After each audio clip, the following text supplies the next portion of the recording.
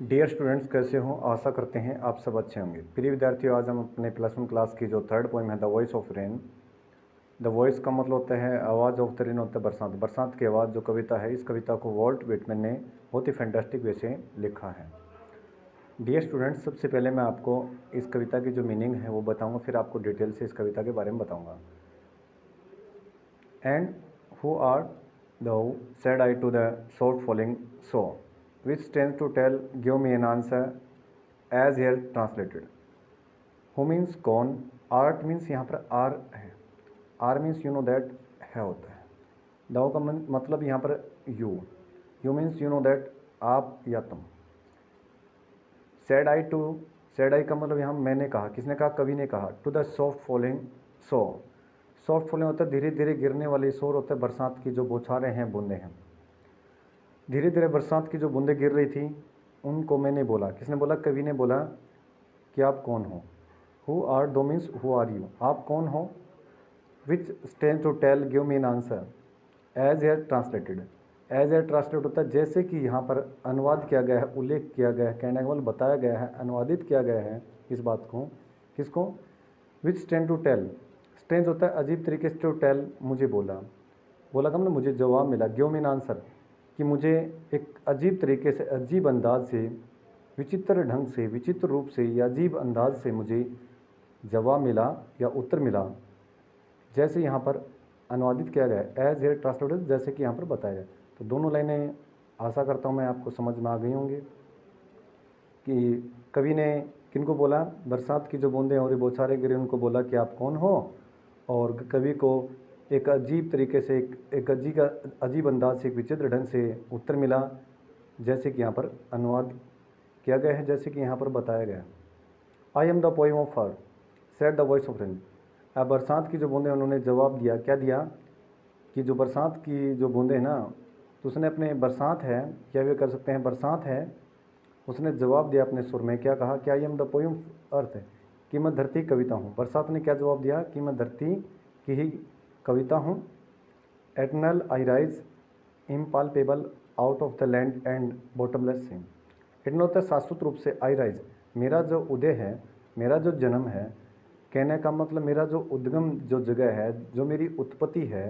Rise का मतलब उत्पत्ति, भाई उदय होना। उदय का मतलब होता है मेरा जो जन्म है वो इम्पाल्पेबल का मतलब होता है न समझने योग्य है, आउट ऑफ द लैंड, और मैं पृथ्वी से बाहर, ठीक है ना, ऊपर जाती हूँ, एंड द बॉटल में सी, और सागर की गहराई में।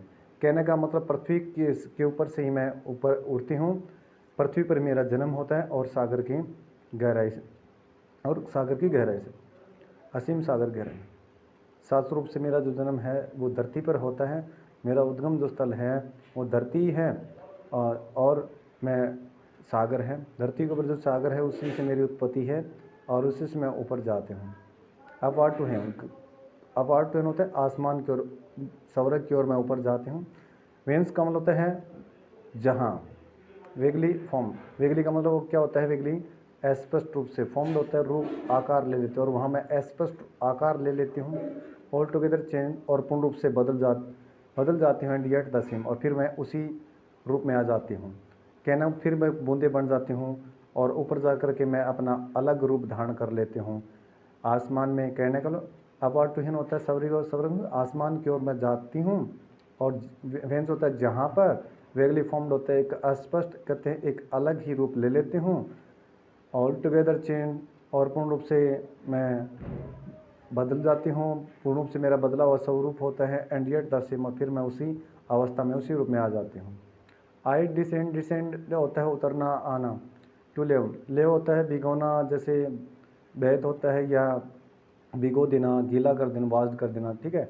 ड्राउट्स का मतलब होते हैं जो सूखी जो चीज़ें हैं। एटमीज़ का मतलब होते हैं छोटे छोटे स्मॉल पार्टिकल्स होते हैं, स्मॉल पार्टिकल्स को ही एटमीज़ कहा जाता है। डस्ट लेयर होते हैं धूल के जो परतें होती हैं। ऑफ द ग्लोब होता है ज़मीन पर, संसार में। कहने का मतलब धरती के ऊपर जो बर्फ़ की जो डस्ट लेयर्स हैं, जो धूल की जो परतें हैं, एटमीज़ हैं, छोटे जो स्मॉल पार्टिकल्स हैं, और ड्रॉट्स जो सूखे स्थान है, कहने को सूखी जो जगह हैं, उनको मैं नीचे आकर के भिगो देती हूँ, उनको गीला कर देती हूँ, उनको तरबतर कर देती हूँ। तो मैं फिर बता रहा हूँ इस लाइन को, I descend to live the droughts, और मैं नीचे आ करके ज़मीन पर वापस आ करके स्वर्ग से जहाँ मैंने स्पष्ट रूप लिया हुआ था, अब मैं वापस बूंदों के रूप में आ करके मैं उन सूखी जो चीज़ें हैं उनको भिगोती हूँ। और मीन्स जो छोटे छोटे पार्टिकल्स हैं, dust layers of the globe, और जो डस्ट लेयर हैं, धूल की जो परतें हैं, उनको मैं भिगो देती हूँ। कहने का मतलब धरती पर हर चीज़ को मैं गीला कर देती हूँ, भिगो देती हूँ। And all that in them without me were seeds only latent unborn. Latent का मतलब होता है हिडन, छुपी हुई। जैसे लेटेंट टैलेंट नहीं होता है, छुपी प्रतिभा होती है इंसान में, तो लेटेंट का मतलब होता है छुपी हुई। अनबोर्न का मतलब, या छुपा बोल सकते हैं, अनबोर्न का होता है अजन्मे, जिन्होंने अभी जन्म लिया। कहने का मतलब वो बीज जो ज़मीन में, वर सीड्स का होता है, वर सीड्स बीज बनकर रहे हुए थे, ज़मीन में दबे हुए थे, बीज बनकर, बीज जो थे दबे हुए थे, और वो बीज ही थे। विदाउट मी होता मेरे बिना।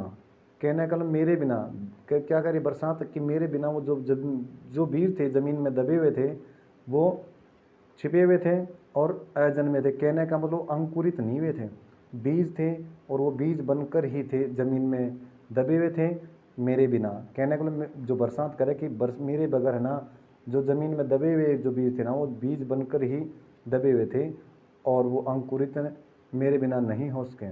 तो मैं फिर बता रहा हूँ इस लाइन को, and all that in them, और वे सब जो जिनमें, विदाउट मी, में वो सब कहते हैं जो धरती पे दबे हुए जो बीज हैं, वो केवल बीज बनकर ही दबे पड़े थे मेरे बगैर। कहने का मतलब जो ज़मीन में जो बीज थे वो मेरे बगैर है ना, वो अंकुरित नहीं हो सके। कहने को अजन्मे ही थे, अंकुरित नहीं हो सके, वो बीज बनकर ही ज़मीन में दबे पड़े थे। एंड फॉर एवर, सदा के लिए, बाय डे एंड नाइट, और सदा सदा के लिए कहते दिन और रात। नूरे की दिन और रात में ना बरसात भी मैं धरती को भिगोते रहते हूँ, गिला करते हूँ। I give back life to my own origin. Own का मतलब होता है खुद के स्वयं की, ओरिजिन होता है मूल स्थान, मूल उत्पत्ति की जगह। कहने का मतलब उद्गम स्थान। उद्गम स्थान होता है जहाँ पर मेरी उत्पत्ति हुई, जहाँ पर मेरा जन्म हुआ। तो बरसात है वो उसका जन्म धरती पर ही है। धरती समझ तो जिस पर सागर है, विशाल सागर है, तो ज़मीन पर ही कहते हैं, धरती पर ही उसका जन्म हो बरसात का। और कह रहे कि मैं मेरे कहते हैं जो उद्गम स्थली है, उद्गम स्थली का मतलब होता है मेरा जो जन्म स्थली है, मैं उसको वापस प्राण देती हूँ, वापस प्राणदान देती हूँ, वापस मैं उसको संजीदा कर देती हूँ, संजीव कर देती हूँ। डे एंड नाइट होता है दिन रात, और दिन रात हमेशा मैं क्या है, वापस आ कर के धरती पर जो मेरी जन्म स्थली है, मैं उसको दोबारा पुनः संजीव कर देती हूँ, संजीदा कर देती हूँ, या प्राण डाल देती हूँ। And make pure and beautified, और इसको शुद्ध कर देती हूँ। कहने का मतलब ज़मीन जब बरसात होती है तो बिल्कुल बरसात होने के बाद जो वातावरण है बिल्कुल एक अलग सा डिफरेंट वे में नज़र आता है। तो यहाँ पर ये बताया कि मेक प्योर, वातावरण को मैं इतना शुद्ध कर देती हूँ, ज़मीन पर मेरी जो उद्गम स्थली है उसको मैं इतना कहते हैं शुद्ध कर देती हूँ। जब आसमान से मैं स्पष्ट रूप ले करके जब बरसात कर मैं ज़मीन पर आती हूँ, तो मैं इतना शुद्ध कर देती हूँ वातावरण को, जो मेरी उद्गम स्थली है, मेरा जो जन्म स्थली है, एंड ब्यूटीफाइड, और इसको इतना सुंदर बना देती हूँ, बहुत ज़्यादा अत्यधिक सुंदर, और मैं इसको शुद्ध करती हूँ। फोर सॉन्ग, अब यहाँ पर जो बरसात ना वो क्या संगीत की में कर रही हैं। फोर सॉन्ग, अगर संगीत की बात करते हैं, जब कोई जैसे सिंगर होता है, गाता है और संगीत गाता है, तो issuing from its birth place, issuing from its birth होता है, ये जन्म लेता, देखिए बर्थ प्लेस होता है जन्म स्थली, जन्म वाली जगह से निकलता है।